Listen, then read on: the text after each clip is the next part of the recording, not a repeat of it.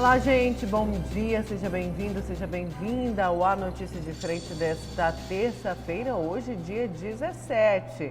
Deixa eu dar bom dia aqui ao Haroldo Arruda Júnior. Bom dia, Haroldo. Bom dia, Nayara Moura. Bom dia, Paulo Coelho. Hoje é um dia muito especial. Hoje é aniversário da minha filha. Ah, é? Da Ingrid? Tem 15 anos. Que linda! Né? Exatamente. Hoje ela completa 15 anos. A minha princesa Ingrid Lemos Silva Arruda. Parabéns, minha filha. Que Deus te dê muita saúde, muita felicidade. E você continue sendo essa filha maravilhosa, né, para todos nós. Tá bom? Que coisa linda. Parabéns, Ingrid. Você é uma princesa. E princesa. Seu pai, ó, chega, ele fica desse tamanho de tanto orgulho de você. Parabéns. É verdade. Bom dia, Paulo. Bom dia, Ingrid. Bom dia a você. Deus seja louvado, que essa data se repita por várias e várias outras ocasiões, e que em cada uma delas você esteja sempre com muita saúde e abençoada por Deus, tá? Obrigado. 15 anos, minha filha também tem 15 anos, eu acho linda essa. Parabéns a você e bom dia a você que nos assiste também em qualquer canto por aí, é uma satisfação estar de volta. Eu não vou falar que eu tenho filho de 15 anos, que eu não tenho, né? Tem 2, mas meus 15 anos. Eu vou falar assim, meus 15 anos. Aquela foto que você tirou lá no Etito. Não faz muito tempo não, viu, Coité? O Coité tá ali faz muito tempo, não. Foi um dia desse, eu lembro muito bem, gente. Mas aos 15 anos, né? Anos 90. Que a gente tivesse a cabeça de... Que anos 90? Não, eu tô falando outra coisa aqui, não tem nada a ver contigo. Não fiz nos anos 90, Paulo, 15 anos, mas se a gente tivesse um pouquinho da cabeça adolescente que a gente tem hoje, né? Como sim. seria essa condição? Mas faz parte, né? Cada um tem uma fase da vida para ser galgada e tem que se viver dessa forma mesmo, de acordo com as suas fases. Olha, mas já demos os parabéns para Ingrid, para todo mundo que faz aniversário nessa data também. E amanhã é aniversário de Lúcio, ó. Então, Escorpião, Escorpião. São do signo de Escorpião. E ele Lúcio volta Soge? amanhã também, Aí o Lúcio Soge volta, me disseram que o Lúcio Soge volta amanhã. Volta amanhã. Ou seja, meu Botafogo é hoje. No dia do aniversário, então, também estamos numa semana de comemorações. Exatamente. Olha, gente, a gente começa aqui A Notícia de Frente falando, vamos falar aqui do prefeito, só lembrando que hoje vamos ter entrevista, assim como ontem, vamos ter entrevista com o prefeito eleito de Várzea Grande, o Calil Baracate, tá? Daqui a pouquinho ele vai estar aqui com a gente para bater um bate-papo, para poder falar aí do que ele espera, né? Da expectativa. E das promessas, sim, né, que foram feitas e que a gente vai estar ali na cola para cobrar também. Olha, o prefeito candidato à reeleição pelo MDB, Manuel Pinheiro, afirmou em entrevista coletiva que não acredita no apoio do governador Mauro Mendes a Abílio Júnior no segundo turno das eleições. Vamos conferir então na reportagem.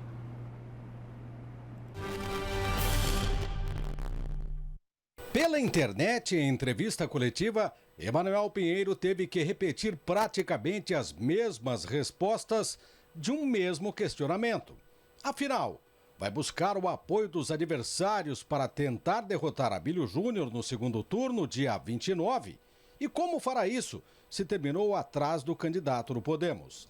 Eu quero o apoio. Quero e vou buscar o apoio de todos aqueles que têm compromisso com Cuiabá, que querem que Cuiabá avance, que querem que Cuiabá não retroceda, que não querem aventura, que não querem correr riscos, certo? Que querem, que entendem que Cuiabá não precisa de falsas promessas. Adiante, Pinheiro afirmou que vai buscar apoio da candidata Gisela Simona do PROS, a quem elogiou pelos 52 mil votos. Quero o apoio dela, que eu sei que Gisela Simona ama Cuiabá.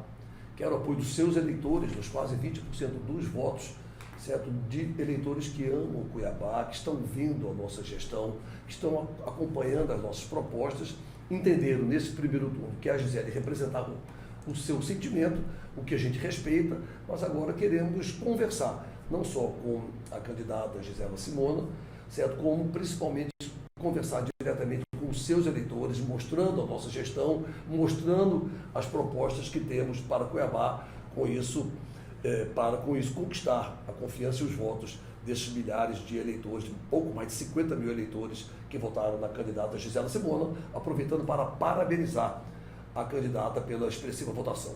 Durante 30 minutos, o prefeito Emanuel Pinheiro respondeu às perguntas dos jornalistas através de uma coletiva pelas redes sociais.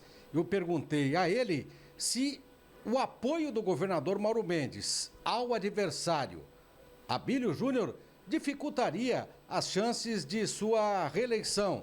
Emanuel Pinheiro disse duvidar desse apoio do governador. Quero o apoio de todos que amam Cuiabá, entendeu? E uma coisa, independente das nossas divergências, uma coisa é clara, o governador Mauro Mendes ama Cuiabá. Então, ele tem esse compromisso com a cidade, acredito que como governador ele vai cumprir seus compromissos com Cuiabá, até porque ele já foi prefeito da cidade e conhece a realidade do nosso município. Mas eu não posso opinar sobre supostos, possíveis apoios. Mas como eu sei que ele ama Cuiabá, eu não acredito que ele possa apoiar com desenvoltura uma chapa que nunca plantou uma árvore na nossa cidade, né? Uma chapa de inexperientes, imaturos, entendeu? Então, que é difícil imaginar que ele poderia apoiar, tentar entregar o destino de 700 mil pessoas, o destino da família cuiabana, de uma cidade com potencial e com a importância de Cuiabá para essas pessoas. Durante a coletiva, o prefeito ainda comentou a renovação de 56% na Câmara de Vereadores, elogiou a precisão das pesquisas do Instituto Gazeta Dados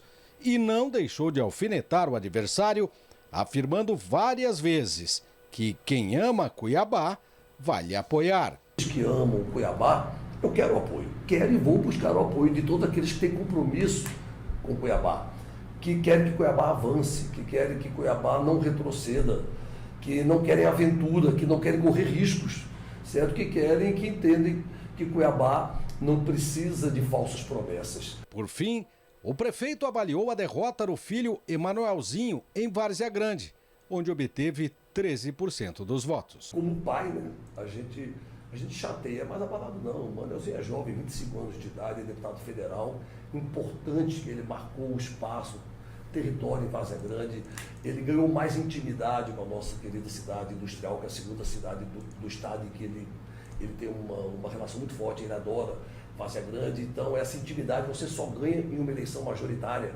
Uma eleição proporcional você não consegue ter. Hoje ele conhece Várzea Grande na palma da mão, Várzea Grande já o conhece. Ele tem apenas 25 anos, fez uma bela campanha propositiva de alto nível, conseguiu aí 13% dos votos, ou seja, uma votação que já dá para plantar uma semente para construir aí uma relação muito melhor e muito mais profícua com Várzea Grande daqui para frente. Eu acho que valeu muito a experiência.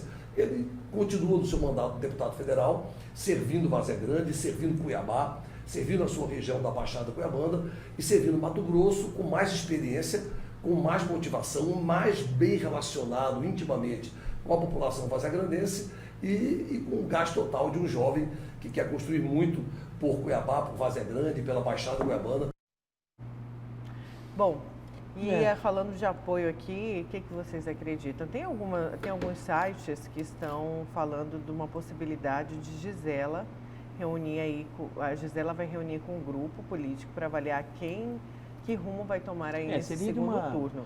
E aí tem alguns que falam dela poder apoiar Emanuel, porque seria a primeira suplente, aí tem a vaga do Emanuelzinho, mas a gente tem que lembrar que também tem a vaga do José Medeiros, que é do Podemos. Foi o senador do Abílio, né, do Podemos. Tem isso também, né, gente? Existe uma coisa em política que é muito importante, que é o seguinte, contradição. O sujeito que é candidato, de certa forma, que é político, que é um agente público, se ele cair em contradição, ele está cometendo um pecado capital. Não tenha dúvida disso, né? No caso específico da Gisela, se ela vir a declarar, seja por conveniência política, por conta de vaga na Câmara Federal, né, ou não, se ela vir apoiar exatamente o Emanuel neste segundo turno, ela vai entrar num processo de contradição absurdo.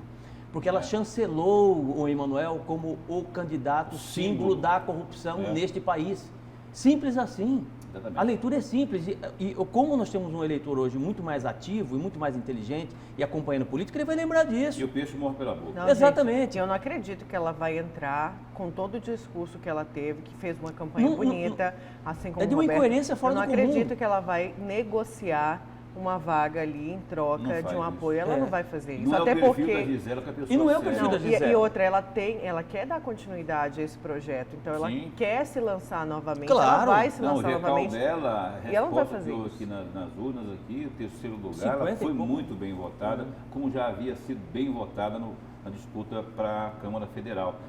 E eu acho também que apoiar o Abílio é, dos dois, o menos complicado para ela, por conta da discussão que houve no primeiro turno. Não teve. Mas que ela depois voltou a fazer uma live com Sim, ele, chegaram sim, sim. a conversar. Então isso já se foi apaziguado. Eu acredito muito nisso. Ou numa neutralidade da Gisela. Do partido, eu acho que o partido deve ir, com o Abílio nesse segundo turno. O que vai pesar nessas eleições? 2 pontos são fundamentais. Primeiro, o índice de rejeição.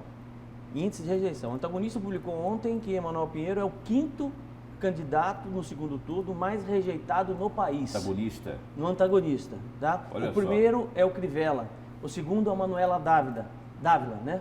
E ele está na 5ª colocação, né? Lembrando que o Abílio tem o voto de protesto que o Emanuel não tem. O Emanuel não tem voto de protesto. Não tem mesmo. Né? O do Abílio tem.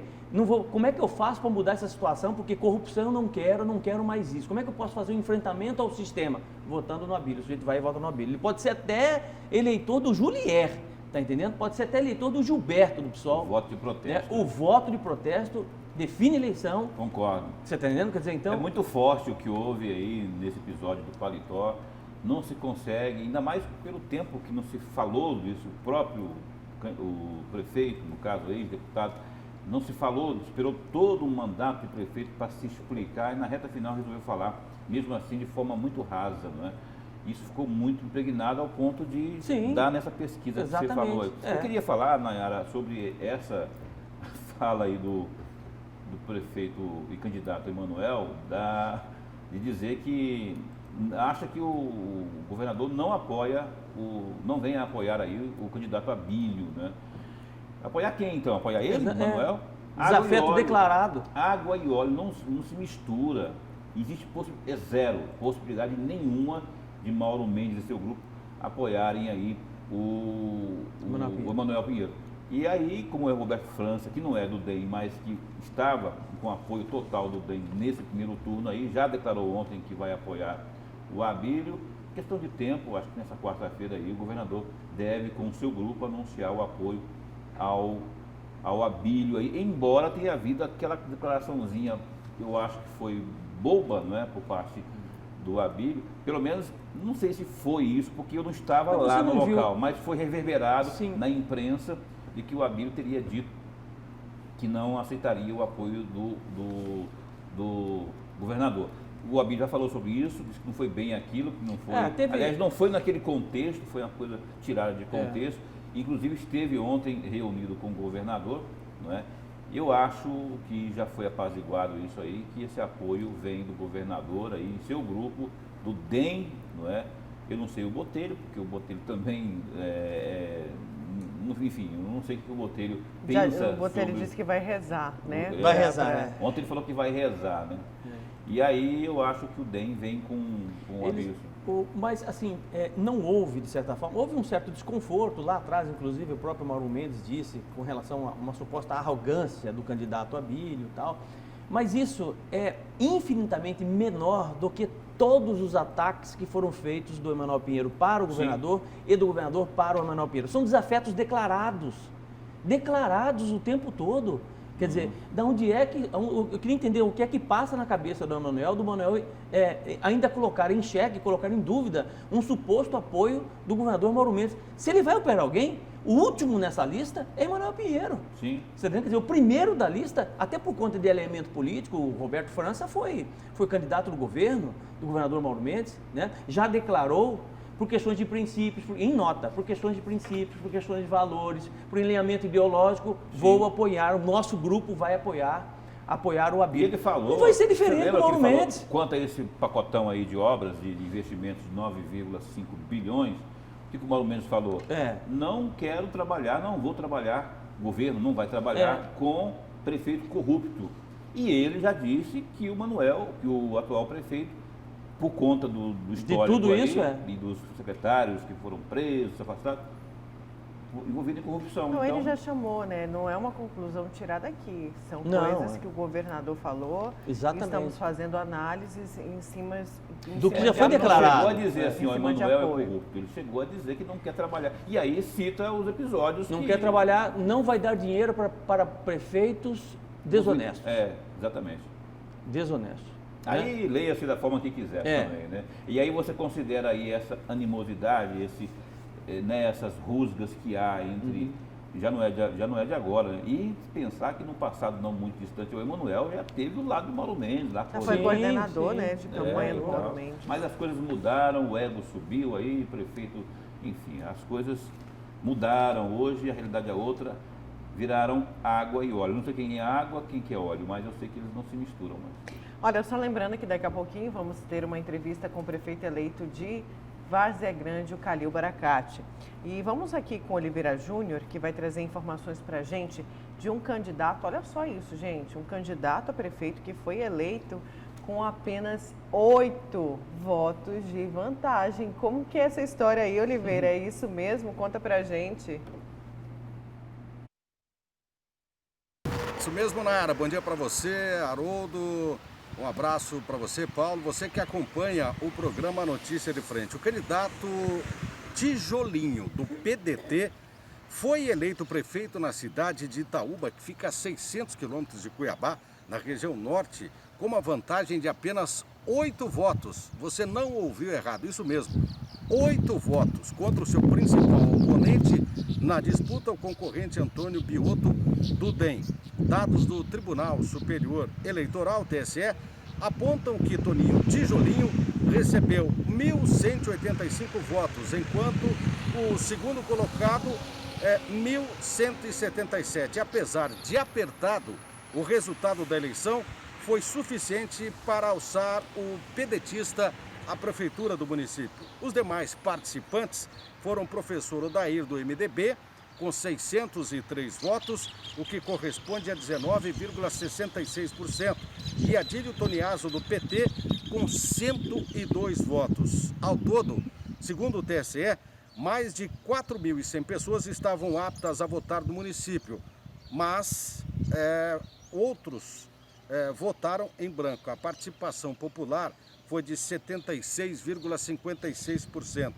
Do total de pessoas que compareceram às sessões eleitorais, 100 anularam os votos e outros 37 terminaram votando em branco. Um fato inusitado, né? Sem falar, Haroldo, Nayara, você que acompanha o programa Notícia de Frente, no caso aqui da Corizal, né, em que 2 irmãos terminaram disputando a prefeitura.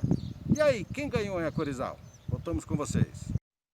Obrigada, viu, Oliveira? E a gente falava engraçado no intervalo, antes de começar também, a nível nacional, tem 2 primos, né, lá no Recife, que disputam, que é o João Campos, que é o filho do Eduardo Campos, que morreu, a gente lembra daquela disputa presidencial, e a Marília Arraes, que é prima dele, ambos são netos de Miguel Arraes, que é uma grande também liderança, avô de Eduardo Campos. Então, assim, como quando a gente sai da disputa aqui, da animosidade só entre conhecidos e passa a ter essa briga familiar também por conta da política, viu, gente? Por isso que eu falei aquela vez, não destrua amizades, nem sua família por conta de política.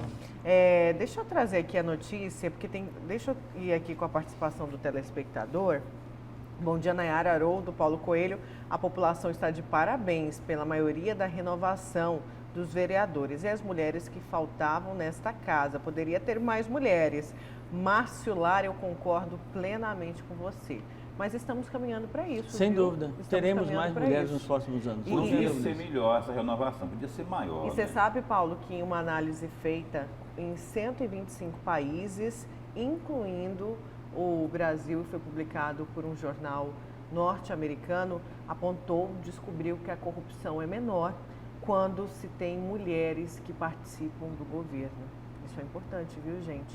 Anote aí isso e pense nisso. Mulher menos corrupta, é isso? Não, foi uma pesquisa. Não é. Eu tenho uma coisa interessante, e eu concordo que isso realmente, mulher mais cautelosa, mais... Tem um autor americano chamado Christopher Hookway, né?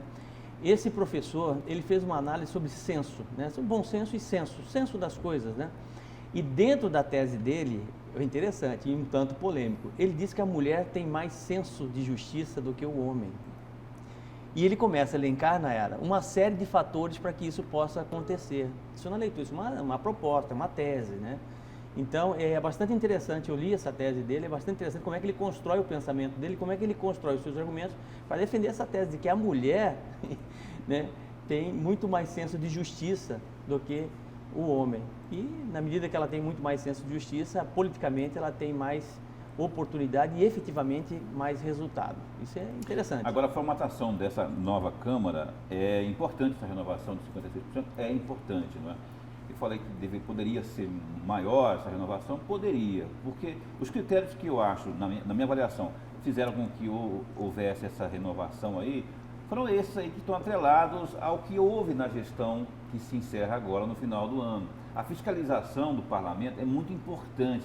E essa fiscalização deixou a desejar nessa legislatura que se encerra agora em dezembro. Deixou a desejar. E quem capitaneava isso? O presidente da Câmara, que não foi reeleito. Eu até disse aqui nessa mesa, e não foi em tom de deboche, eu disse uma vez aqui, quando eu fui convidado a vir, quem inventou o Misael Galvão? Alguém pode dizer assim, o povo inventou. Então, como diz a canção do Chico Buarque, quem inventou a tristeza tem a fineza de desinventar. Desinventaram o Misael Galvão. Como desinventaram também Toninho de Souza, que não conseguiu passar, teve uma pífia, derreteu na avaliação de uma eleição com a outra. Olha só, foi o mais votado na outra e agora, cara, teve uma não vou falar vergonhosa, porque todo voto alguém foi lá na urna e depositou, né? Mais de 800 pessoas foram lá e depositaram votos nele. Mas, na comparação com aquela que o elegeu o mais votado, foi acachapante, né? Esse resultado aí do Toninho de Souza, como houve de outros também que não conseguiram se reeleger. Então, o que eu quero dizer com isso? Que essa legislatura que está entrando tem preponderantemente o papel de fiscalizar. Paulo, e a culpa não é de ninguém não, tá? É deles mesmo. Deles próprios. A gente tem que pontuar isso muito claramente. Eu lembro, só para encerrar, que a culpa não é de ninguém, é deles. Para encerrar meu comentário nesse sentido aqui, é o seguinte, tentaram lá na Câmara emplacar uma comissão especial. Não era parlamentar de inquérito, não era nada especial para investigar os gastos da Covid. Aí vieram Misael, Toninho e Companhia Limitada, o pessoal que é da situação lá, que apoia a atual gestão, o atual gestor lá na prefeitura, e disseram que não, impedir. Sabe por quê? Qual que é a alegação?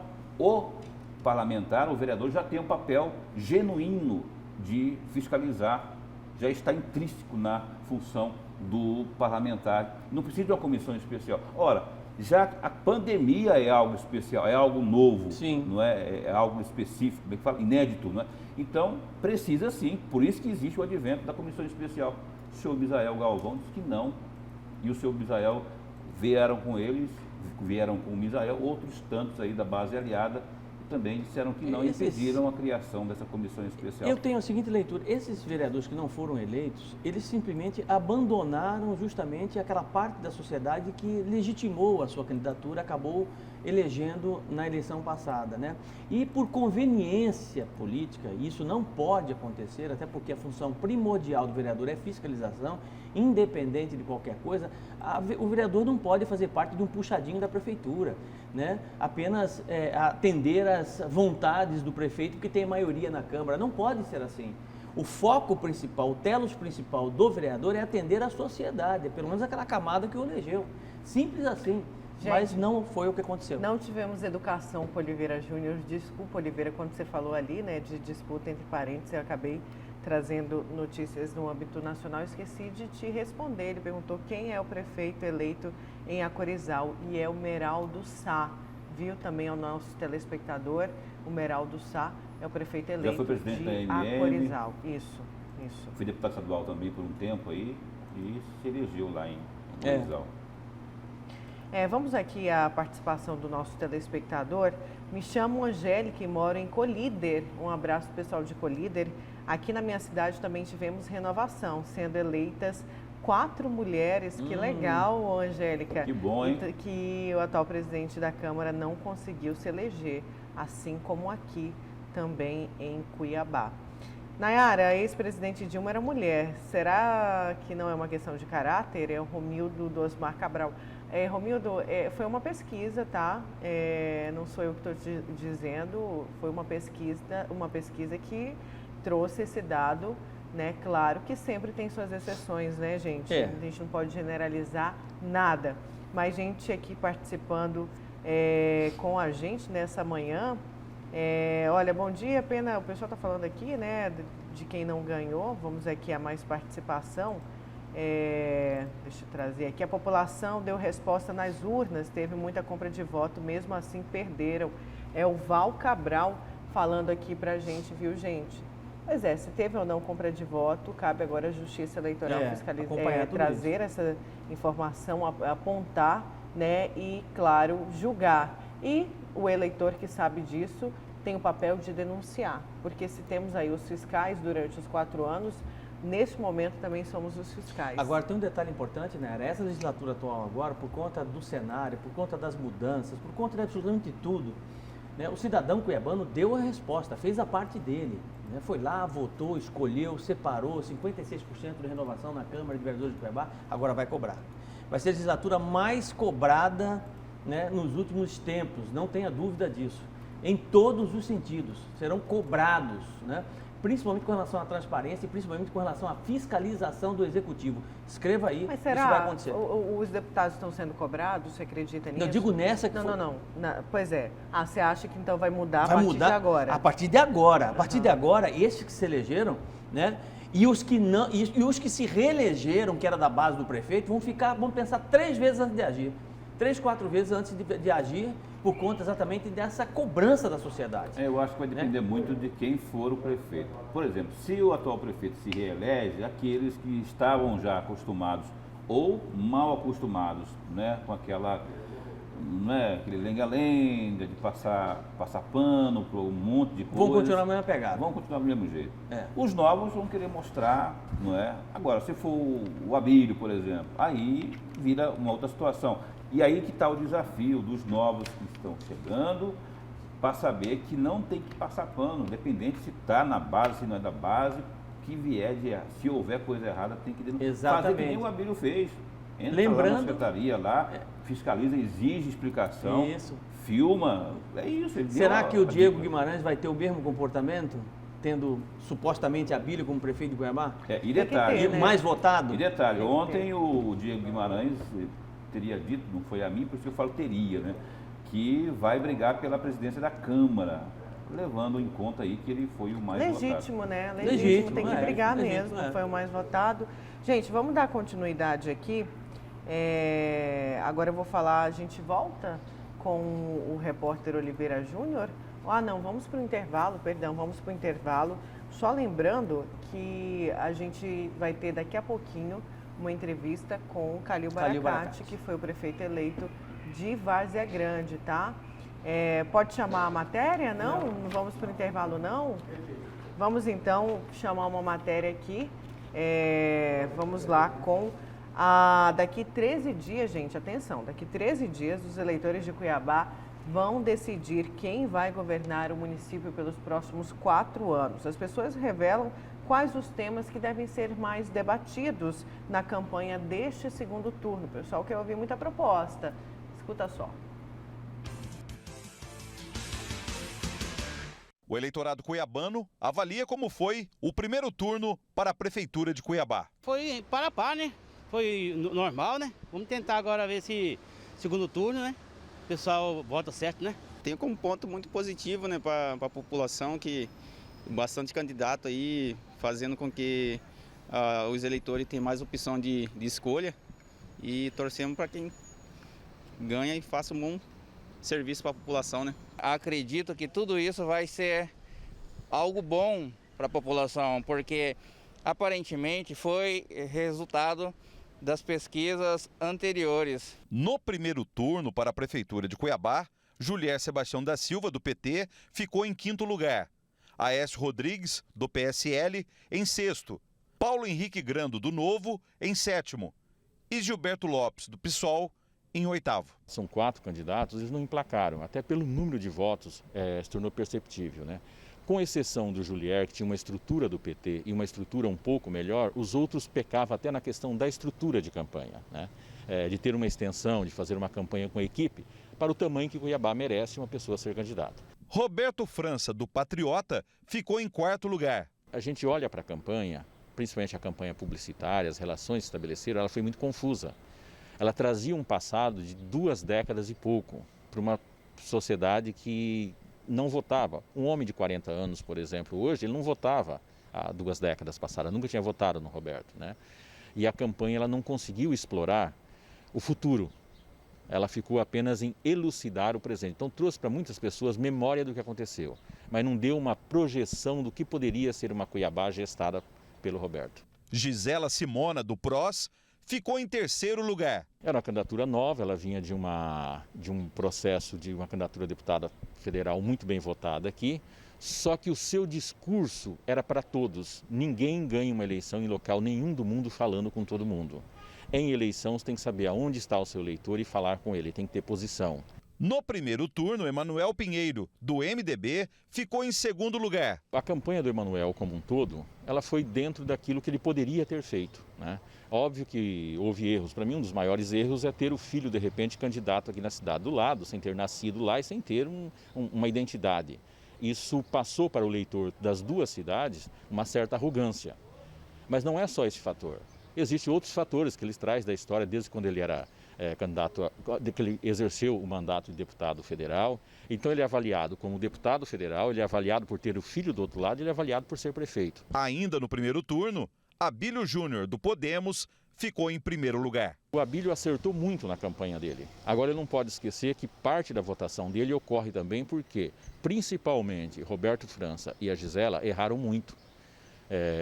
Esses 2 perderam. Eles tinham possibilidade de estar, qualquer um dos 2 estar no 2º turno, até os 2 disputaram o 2º turno. Mas as suas campanhas erraram muito. E o Abílio é o maior beneficiário desses erros que os 2 cometeram. Mas ele fez também uma campanha bem feita, uma campanha organizada. Apesar da crítica, apesar do opositor, ele foi propositivo e em nenhum instante ficou em cima do muro. Daqui a 13 dias, o eleitorado cuiabano decide qual candidato vai governar a cidade nos próximos 4 anos. E para ajudar nesta decisão, algumas pessoas citam quais assuntos devem ser debatidos nesta campanha de 2º turno. Aí vai ser mais duro ainda, que é 2 pau a pau, né? Não tem vantagem para ninguém no momento, eu tô achando que não. O importante é levar a ética, né, para a política e minha avaliação é influenciar a educação e ao mesmo tempo a saúde, né? O Abílio, ele atua num campo de rede social extremamente jovem e moderno, que inicia lá com a eleição do Obama e ele vem ganhando cada vez mais espaço. E o Emanuel vem de uma família tradicional, que tem relações estabelecidas por laços sanguíneos e compadrescos, que são formados através da longevidade política da família em Cuiabá. Professor, então, João Edson, obrigada aqui pelas explicações. Olha, o pessoal está mandando mensagem aqui, já perguntando da infraestrutura, dos bairros. E aí, o que o prefeito eleito vai fazer daqui em diante? Vai conseguir cumprir tudo que ele prometeu em campanha? Então, você também pode mandar sua mensagem aqui para a gente. No caso de... Daqui, Calil Baracate. Calil já foi eleito em Várzea Grande. Então, aqui, ó, o telefone em cima, manda mensagem aqui para a gente. Daqui a pouquinho a gente vai receber o prefeito eleito, então, de Várzea Grande, Calil Baracate. Vamos para o intervalo, na volta tem mais a Notícia de Frente.